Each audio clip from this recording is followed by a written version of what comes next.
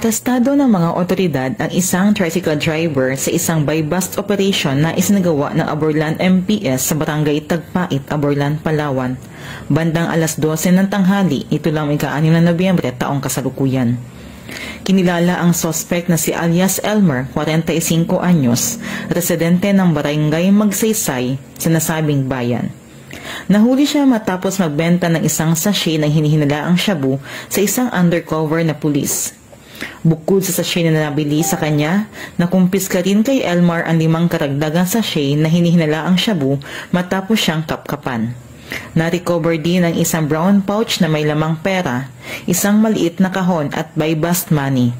Nabawi din sa drug suspect ang buy-bust money na ginamit ng mga otoridad sa operasyon. Ayon sa Aborlan Police, matagal nang sangkot si Elmer sa illegal na droga at dati nang sumuko sa kanilang anti-drug campaign. Nahaharap sa kasong paglabag sa RA 9165 o Comprehensive Dangerous Drugs Act of 2002 ang naturang suspect. Sa kasalukuyan ay nasa kustodiya na ng Aborlan MPS ang suspect para sa tamang disposisyon. Ang operasyong ito ay tanda lamang na ang kapulisan ay patuloy sa kanilang adikain na wakasan ang paglaganap ng illegal na droga at pagbuwag sa kanilang mga operasyon upang magkaroon ng isang ligtas at mapayapang komunidad.